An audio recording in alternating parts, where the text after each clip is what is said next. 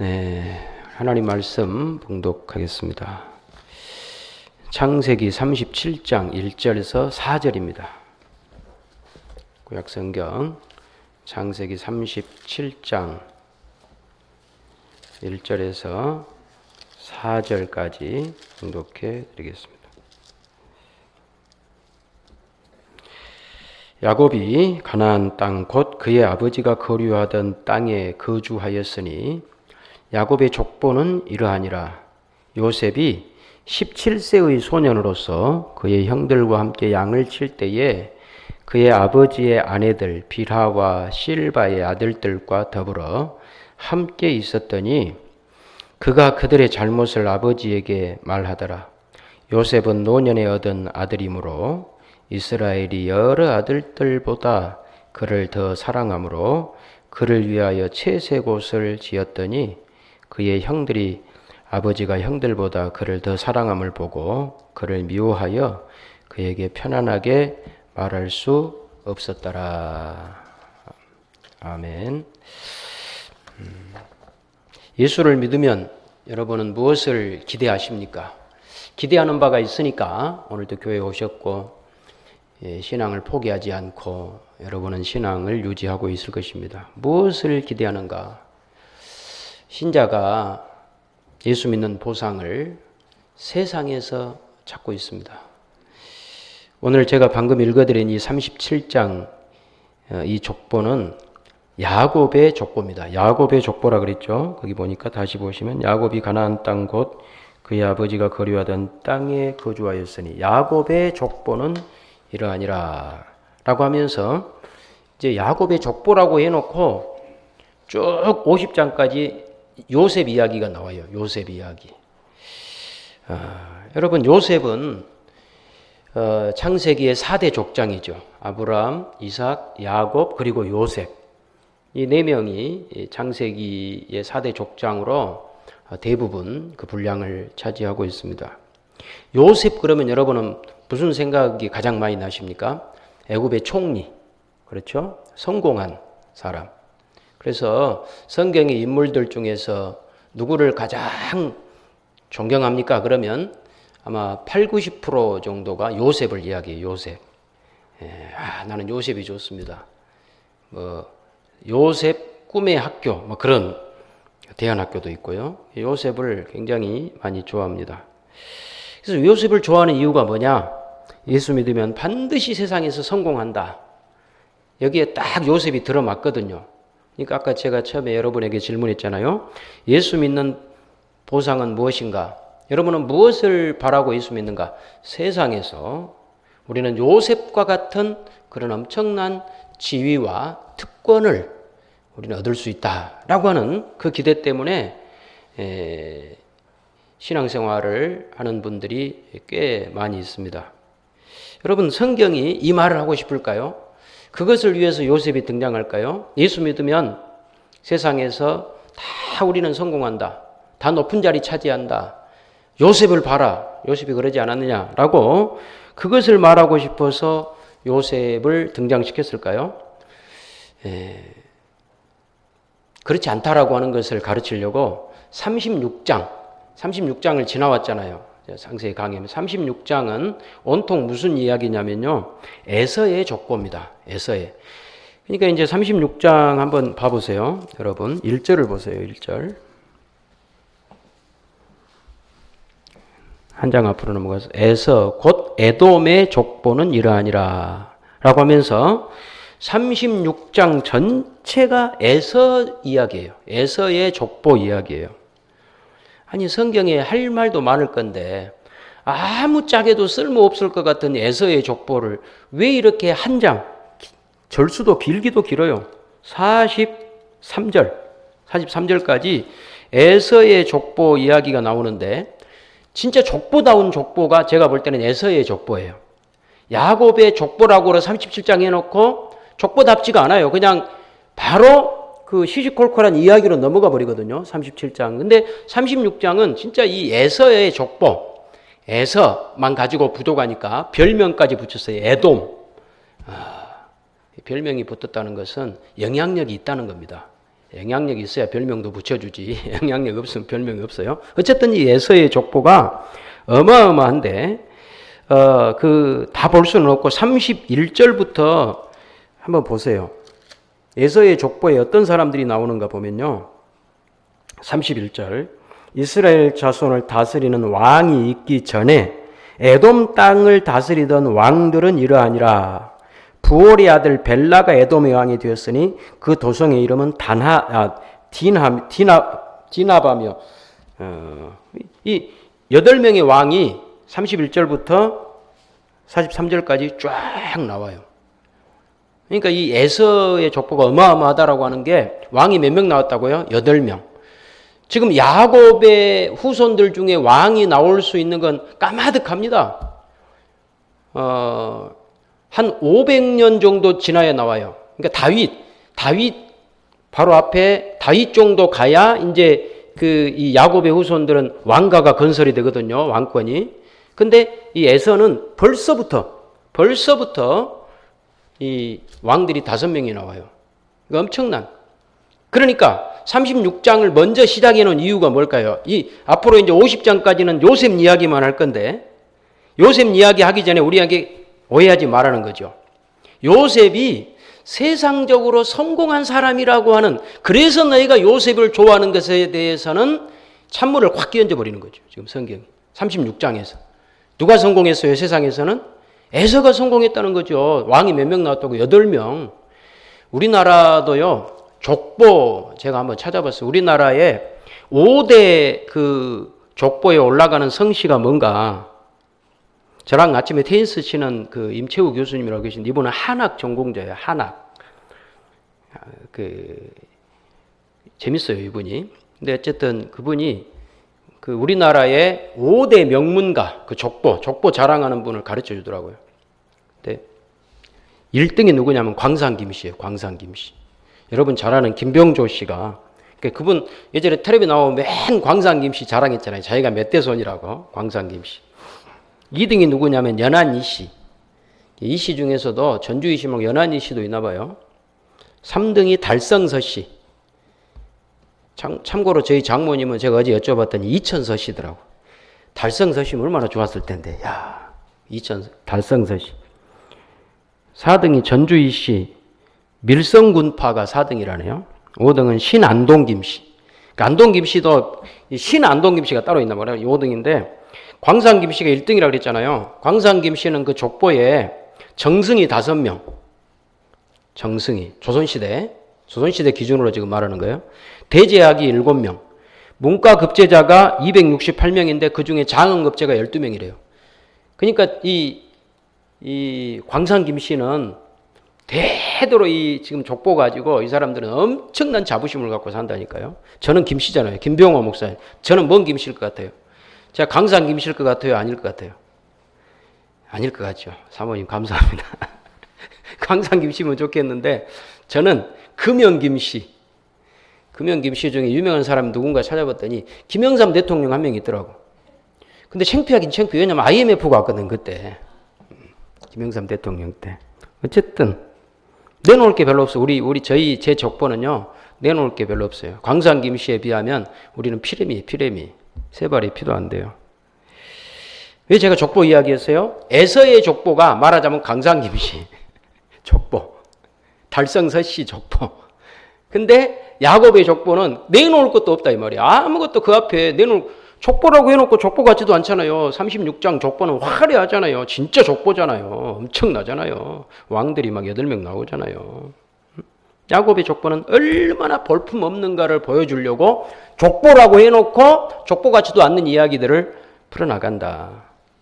예수님께서 이렇게 말씀하세요. 제자들에게 너희가 광야에 무엇을 보려고 나갔더냐? 바람이 흔들리는 갈대냐? 그러면 너희가 무엇을 보려고 나갔더냐? 부드러운 옷 입은 사람이냐? 부드러운 옷을 입은 사람들은 왕궁에 있느니라. 그러면 너희가 어찌하여 나갔더니 선지자를 보기 위함이더냐? 옳다. 내가 너희에게 이르노니 선지자보다 더 큰 자, 더 나은 자다. 그러니까 예수님은 이 땅에 그 화려한 왕으로 헤롯이라든지 아니면 로마의 시저와 어깨를 나란히 하는 그래서 우리나라 이재명 대통령하고 트럼프하고 둘이 협약하듯이 뭐 그런 일을 하려고 예수님이 오신 게 아니에요. 로마 황제하고 MOU 체결해가지고 자 이제부터 우리 기독교 잘 봐주면 우리가 네 왕권 유지해 줄게. 이렇게 하려고 예수님이 오신 게 아니에요. 왕궁에 가야 부드러운 옷 입은 왕복 입은 사람은 거기 있고 광야에 가면 선지자밖에 없다. 나는 선지자로 왔다. 예수님이 이렇게 말씀한 거예요. 그렇다면 에서의 이 화려한 족보와 야곱의 볼품없는 족보를 통해 하나님 우리에게 무엇을 가르쳐 주시느냐? 오늘 설교는 제가 조금 수준 높은 설교를 하려고 그래요. 항상 높았지만 오늘은 더. 이걸 통해 가르쳐 주시는 것이 뭐냐면 기독교 신앙은 초자연주의와 자연주의를 경계해야 된다. 이거예요.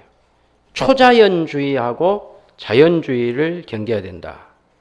여러분, 이 야곱의 족보는요, 방금 읽어드린 본문, 너무나 일반적인 이야기예요. 그렇잖아요. 다시 봐볼까요? 37장 한번. 아까 읽었는데 4절밖에 안 되니까. 2절부터 보세요. 야곱의 족보는 이러하니라 라고 해놓고 족보 이야기로 간 게 아니라 엉뚱하게 그냥 내러티브, 그냥 이야기예요. 시시콜콜한 이야기. 야곱의 족보는 이러하니라. 요셉이 17세 소년으로서 그의 형들과 함께 양을 칠 때에 그의 아버지의 아내들 비라와 실바의 아들들과 더불어 함께 있었더니 그가 그들의 잘못을 아버지에게 말하더라.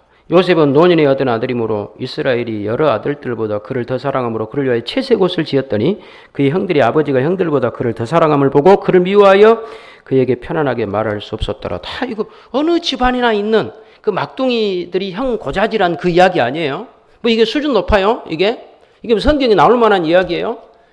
요셉이 얼마나 철이 없었든지 속이 없었든지 지 형들이 잘못하고 그런 것들 다 봐놨다가 아버지한테 까발려가지고 그랬더니 아버지는 요셉을 더 이뻐해 해가지고 특별한 옷을 입혔더라. 지금 이런 이야기잖아요. 그잖아요. 겉으로 보기에는 그냥 일반적인 이야기예요.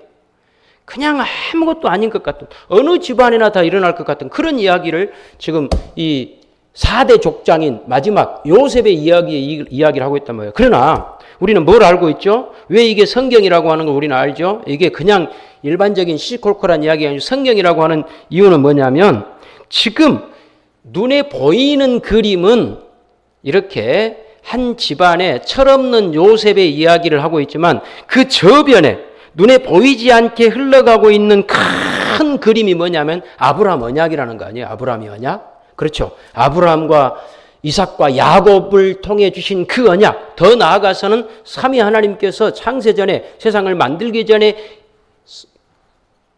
맺으셨던 그 언약이 아브라함과 이삭과 야곱과 요셉을 통하여 지금 도도하게 우리 눈에 보이지 않지만 흘러가고 있는 그 밑바닥으로 지금 지하수처럼 흘러가고 있고 위에서 이런 일들이 벌어지고 있다. 그거잖아요. 여기에서 알 수 있는 것은 뭐냐면 하나님의 놀라운 일은요. 지극히 일상적인 자연 속에서 이루어진다. 여러분들의 집안에 다람쥐 쳇바퀴 도는 것처럼 그날이 그날 같은 그 속에서 놀라운 하나님의 역사는 지금 그 속에서 이루어지고 있는 것이지 우리를 딱 요셉의 이야기라 그래서 구속의 역사라 그래서 이 세상을 완전히 딱 띄어가지고 어디 산속에 들어가가지고 그 사람들만 모아놓고 하나님께서 이루어가는 역사는 없다는 거죠. 그 이야기를 하고 있는 거죠. 성경은. 그렇죠? 그래서 아까 제가 뭐라 그랬어요? 기독교 신앙은 초자연주의와 자연주의를 경계해야 된다. 이 양극단을 조심해야 된다. 이 말씀을 드렸어요. 그래서 기독교 신앙에서 초자연, 초월적인 부분을 너무 강조해버리면 일상과 자연이 없어져 버려요. 이거 굉장히 조심해야 되는 거예요. 그러면 하나님의 계시가 이 자연 속에서도 이루어질 수 있다라고 하는 이 중요한 기독교의 가르침이 희미해져 버린다. 자연, 여러분의 일상, 여러분의 일상의 삶, 가정, 그 시시콜콜한 이야기들 속에서 하나님께서 놀라운 구원의 역사를 펼쳐가고 있다라고 하는 것이 없어져 버릴 수 있으니 조심해야 된다. 그래서 기독교의 참된 가치를 놓칠 수 있다는 거죠. 예를 들면 이런 거예요. 어려우니까 쉽게 말해줘야죠. 교통사고가 발생을 해요. 어제도 제가 보니까 우리 천안 사거리 교통사고 발생했더라고요. 차가 막 찌그러지고 앰뷸런스가 오고 레카차가 오고 막 해가지고 난리가 나 있더라고요. 교통사고 왜 발생해요? 여러분, 뜻밖에도 많은 기독교 신자들 중에 무슨 생각을 하냐면요, 죄를 지으니까 교통사고 난다고 생각을 해요. 그 사람 뭐 죄 지었을 거야, 우리가 모르. 이런 것들이 전부 뭐냐면요, 초자연적인 발상들이에요. 초자연적인 발상. 자식이 학교에 자꾸 불합격해. 한 번 떨어진 게 아니라 두 번, 세 번 낙방을 해. 그럼 무슨 생각을 하냐면 회개부터 합니다. 회개. 우리 기독교 신자들은 회개. 우리가 뭔가 하나님 앞에 잘못한 것이 있겠다라고 회개를 해요. 여러분, 회개 대신에 할 거 있죠. 먼저 무엇을 해야 돼요? 어떤 과목이 점수가 낮게 나왔는지부터 파악을 해야 될 거 아니에요. 어느 과목이 얘가 약한지, 국어가 약한지, 영어가 약한지, 수학이 약한지. 그래서 그 낮은 점수를 높이는 방법이 뭐냐? 아니면 얘가 자기 점수에 맞지 않게 너무 높은 학과를 지원한 건 아닐까? 이런 생각을 해봐야 될 거 아니에요. 그죠? 자기 점수에 안 맞게 자꾸 지원하니까 떨어지는 거죠. 이런 상식적이고 이런 일반적인 생각을 먼저 해야 되는데 우리 기독교 신자들은 얘가 떨어지면 무슨 생각 먼저 한다고요? 회개한다고, 회개. 그래서 기독교 신앙에서 양 두 극단이 뭐냐면 초자연주의, 초월주의하고 또 하나는 자연주의인데 둘을 다 경계해야 되는데 제가 이제 초자연주의를 주로 지금 말씀을 드리고 있죠. 왜냐하면 우리 한국교회 신자들은 초자연주의로 흘러갈 가능성이 굉장히 많기 때문에 그래요. 그러면 초자연주의를 조심하라 그러니까 그러면 자연주의로 가란 말이냐? 그것은 아닙니다. 아까 두 가지를 다 경계하라 했죠. 자연주의는 뭐냐? 자연주의도 똑같이 안 좋아요. 그건 뭐냐면 하나님은 세상을 만들기만 해놓고 뒷짐지고 계신다. 이게 자연주의입니다. 기계적 영감설이라고 그래요. 그냥 자연실론, 이실론, 보통 그러니까 거기서 말하는 이는 숫자 2가 아니고 이치할 때 이치합니다. 이치. 그냥 이치적으로 신이 어떤 작동 원리에 불과하는 거예요. 이게 자연실론이에요. 하나님 믿기는 믿어. 안 믿는 건 아니에요. 믿기는 믿지만 구체적으로 우리의 삶에 개입하신 하나님에 대해서는 인정 못하는 거죠. 그냥 어떤 법칙만 만들어 놓은 거야. 하나님은 이 세상에 돌아가는 법칙. 그리고 가만 뒤에서 보고 계시는 것이지. 이것이 자연신론이다 이 말이죠. 그럼 이게 좋은 것인가? 이것도 안 좋은 거죠. 초자연적인 것도 안 좋고 자연적인 것도 똑같이 우리 기독교 신앙의 고급한 그 가치들을 다 빼앗아가는 것들이에요. 그래서 기독교 신자들이 이 두 가지 양극단이 얼마나 치우쳐져 있는데 특히 초자연주의 쪽에 많이 치우쳐져 있다. 그것을 그대로 놔두면 우리 신앙은 어떻게 돼버리냐면 내가 만나는 모든 어려움, 살다 보면 어려움을 만나거든요. 그럼 어려움을 만나는 모든 것을 다 내가 선택을 잘못했기 때문이야. 이렇게 오해를 해버리는 거예요. 내가 이쪽으로 가야 되는데 이쪽으로 갔기 때문에 내가 다 이런 어려움들을 겪고 있는 거야. 다 내가 잘못한 거야. 내 선택의 잘못이야. 이렇게 오해한단 말이죠. 이것은 큰 잘못입니다. 여러분, 지금 요셉은요, 자기가 선택을 잘못해서 어려움을 겪는 게 아니에요. 고작해야 뭐 요셉은 자기 철이 없으니까 고자질한 것밖에 없어요. 그런데 형들에 의해서 요셉은 고통을 당하거든요. 그럼 요셉을 초자연주의나 자연주의로 설명을 할 수가 있어요? 요셉은 자기가 잘못해서 지금 애굽의 종으로 팔려가요? 그렇지 않지 않습니까? 그렇잖아요. 그러니까 오늘 한국교회 신자들은 난관을 만나면 내가 틀린 선택을 했기 때문에 하나님께서 섭섭해 하셔서 나에게 이런 일이 생겨 라고 오해를 해버려요. 하나님에 대해서 오해를 해버려. 내가 뭔가 하나님을 섭섭하게 만들었겠지. 내가 이쪽으로 해야 되는데 이쪽으로 잘못 선택했겠지. 그러니까 회개부터 한다니까요. 회개. 우리 한국교회 신자들만큼 회개 잘하는 사람들이 없어요. 근데 그 회개가 정당한 어떤 발상의 회개가 아니라 초자연적인 발상에서 나오는 회개이기 때문에 신앙 성숙으로 이어지지가 않아요. 여러분, 성경은 그런 시시한 이야기가 아닙니다. 그렇지 않습니다. 그보다 훨씬 더 깊은 고민과 지혜를 우리에게 요구합니다. 일단 성경은요, 신자가 잘못해서 죗값을 치르는 것은 없습니다. 단호하게 말씀드립니다. 애매하게 말씀 안 드려요. 여러분, 신자가 하나님을 섭섭하게 했기 때문에 하나님께서 너는 그 죗값을 치러라고 하는 건 없어요. 그 무엇은 있냐? 신자의 경우에 그렇단 말이에요. 불신자는 그럴 수 있지만 신자의 경우에 죄값을 치르는 것은 없어요. 단 뭐는 있냐? 징계는 있습니다. 징계. 그러니까 징계하고 죄값을 치르는 것은 달라요. 징계는 자기 자식의 행실을 바르게 하기 위하여 사랑으로 울타리를 쳐주고 그 자녀를 이끌어가는 것이 징계입니다. 네가 잘못했으니까 너 손 잘못해서 손 하나 자르자. 너 눈 죄졌으니까 눈구멍 하나 파내자. 이렇게 하는 것은 없다 이 말이에요. 성경에. 아시겠죠? 그러니까 여러분이 회개를 하시더라도 그런 차원에서 내가 뭔가 하나님 앞에 선택을 잘못 섭섭하게 했으니까 회개하자. 이건 아니다 이 말이죠. 그러니까 잘못한 만큼 우리가 매를 맞을 수는 있지만 그러나 그걸 성경은 다 징계라고 이야기하지. 자, 네 잘못한 건 내가 다 받아낼 거야. 이런 것은 없다. 물론 우리가 그 고통을 감당하는 것은 힘듭니다. 쉽지 않습니다. 굉장히 어려워요. 그러나 다시 말씀드리지만 죄값은 아닙니다. 죄의 값을 하나님이 여러분들에게 받아내는 것은 아닙니다. 징계는 그 징계를 통해 뼈에 사무치는 어떤 고통이 있다면 경종을 울려가지고 다시는 그 길을 못 가게 함으로써 복된 길을 가게 위한 어떤 철조망 같은 양들이 잘못된 길로 가니까 철조망 쳐서 못 가게 하는 그런 차원에서의 징계가 있는 것이지 하나님이 무슨 우리들한테 우리 잘못한 걸 받아내시기 위하여 벌을 내려요? 그렇지 않습니다. 그러니까 무슨 일이 생기든지 죄값이라고 생각하고 회개부터 하는 것은 기독교 신앙을 초자연적으로 과도하게 만들어버린 것이다. 이런 태도가 심해지니까 기독교에 반발이 오더라는 거예요. 어떤 반발? 기독교 신앙을 마치 미신처럼 취급해버려요. 미신처럼. 기독교 신앙이 고급하지가 않아. 아주 그냥 무속 단골레들 하는 짓하고 비슷한 그런 짓으로 돼버려요. 예를 들면 이런 거 없어요. 우리가 잘한 것은 없지만 우리는 하나님의 은혜로 구원받았습니다. 이런 걸 안 믿어버리는 거죠. 아니 뭐를 잘해야 구원받는 것이지 공짜로 구원을 받아요?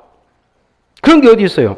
구원받으려면 그만큼 일을 해야지. 돈을 내든지 아니면 뭔가 선행을 행하든지 그래야 구원받는 것이지 라고 하는 훨씬 더 성경이 말하고 싶어하는 구원의 큰 은혜라든지 하나님의 놀라운 계획이라든지 이런 것들에 대해서는 우리가 시시하게 집어 던져버려요.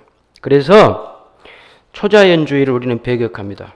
또 초자연주의와 함께 인본주의도 우리는 배격합니다. 여러분 예수님은 오늘 우리가 여기 지금 요셉의 이야기에서도 봤지만 예수님은 초자연적으로 마리아의 몸에서 태어나요. 초자연적으로. 그러나 보통 아이처럼 태어나십니다. 자연 속에 들어오셨어요. 예수님께서 초자연적으로 오셨지만 어느 날 하늘에서 갑자기 뚝 30세의 몸으로 그냥 뚝 떨어진 게 아니고 우리하고 똑같이 어린아이로 마리아의 몸에 잉태되시고 그리고 또 태어나요. 태어나서 똑같이 자라납니다. 근데 석가모니 불교는요. 제가 볼 때 초자연주의가 굉장히 강해요. 석가모니는 그 어머니 겨드랑이에서 나와가지고 나오자마자 7발을 딱 띄고 천상천하 유아독존 그랬다는 거 아니에요. 석가모니는. 그래서 불교는 굉장히 초자연적입니다. 막 자연 속에 들어가서 막 절을 짓고 있으니까 자연적인 것 같지만 그렇잖아요. 그 사람들은 출발부터가 굉장히 초자연적이에요. 다 가짜로 나는 믿습니다. 뭐 실제로 겨드랑이에 나올 리도 없고 아기가 나자마자 7발 뛰는 아기가 어디가 있어요. 천상천하 유아독존이 어디가 있어요. 예수님 그러잖아요.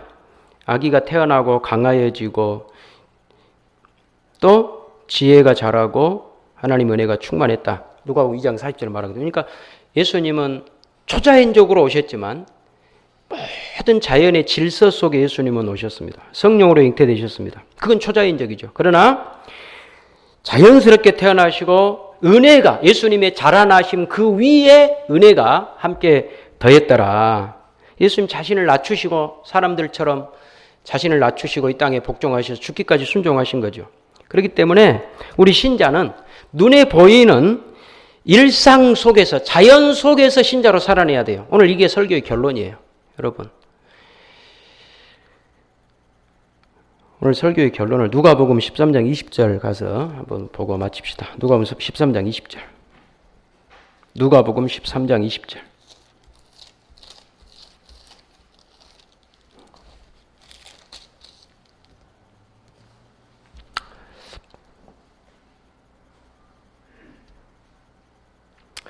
(118페이지) 누가복음 13장 20절, 20절, 21절 두 절만 보겠습니다. 같이 읽겠습니다. 시작. 또 이르시되 내가 하나님의 나라를 무엇으로 비교할까? 마치 여자가 가루 서말 속에 갖다 넣어 전부 부풀게 한 누룩과 같으니라 하셨더라. 이 누룩의 원리가 일반 은총, 자연 속에 들어있는 하나님의 특별한 은혜, 우리 신자들이 바로 이런 자세로 살아야 된다라고 예수님께서 가르치신 것이죠. 아까 초자연주의와 자연주의를 경계해라.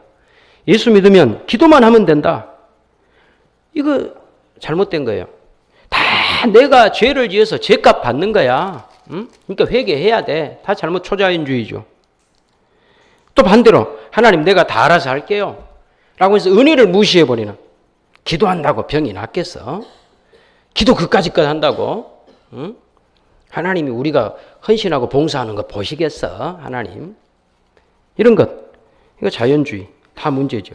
진짜 기독교는 뭐냐면요, 누룩, 밀가루 속에 들어가는 누룩처럼 하나님의 은혜와 사랑을 가지고 일상의 삶 속에 살아내는 거죠. 이제 앞으로 우리가 요셉의 이야기를 그걸로 쭉 볼 거예요. 50장까지. 진짜 기독교의 신앙은 뭐냐면요, 자연주의도 아니고 초자연주의도 아니에요. 은혜와 사랑이에요. 여러분, 요즘에 그 한국을 떠들썩하게 하고 있는, 저는 우리 한국교회 우리 대선배님, 우리 제가 존경하고 사랑하는 우리 신목사님 오셨지만, 저는 요즘에 우리 뉴스 볼 때마다 마음이 너무 아파요. 기독교가 지금 뭐하고 경쟁해요? 통일교하고 경쟁하잖아요. 통일교하고. 언제 이렇게 돼버렸어요? 이렇게 만든 장본인들이 누구예요? 전모훈 목사하고 손모모 목사하고. 지금 이거 다 방송에 나가니까 저한테 이제 항의 들어올 수도 있어요. 어쨌든 기독교를 전부 그렇게 만든 사람, 무슨 국가 조찬 기도회 한다 그러면서 금두꺼비 갖다가 다 바치고, 예? 그렇게 해가지고 통일교하고 서로 경쟁해요. 누가 더 정치권하고 가깝냐 해가지고. 여기에 뭐가 다 빠져있죠? 기독교를 초자연주의 아니면 자연주의로 다 치우친 나머지 기독교에 고유한 은혜와 사랑이 다 빠져있잖아요. 은혜도 없고 사랑도 없잖아요. 뭐가 있습니까?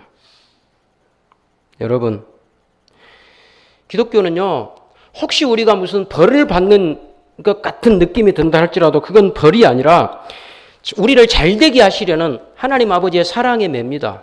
사랑이 중요한 겁니다. 사랑. 은혜와 사랑이죠. 우리는 일상을, 불신자와 똑같은 그런 일상을 자연 속에서 살지만, 그러나 일상 속에서 신자답게 살아감으로써 열매를 맺는 거죠. 그것이 가루 서말 속에 들어있는 누룩인 거죠. 누룩. 제가 볼 때 이 누룩은요, 특별한 은혜예요. 특별한 은혜. 누룩은. 근데 가루는 일반적인 세상이에요. 일반 은총. 일반 은총 영역이 가루라면 이 누룩은 그 속에 들어있는 특별한 하나님의 은혜. 예수 그리스도를 통한 생명, 구원. 이것인 거죠. 그러니까 이것은 어디 속에 들어가서 영향력을 발휘한다고요? 그것이 그 가루를 발바닥 밑에 놓고 그 위에 올라가 가지고 춤을 추거나 무슨 거기에서 쇼를 해 가지고 누룩의 존재됨을 나타내는 게 아니라 가루 속으로 들어가는 거죠. 가루 속으로.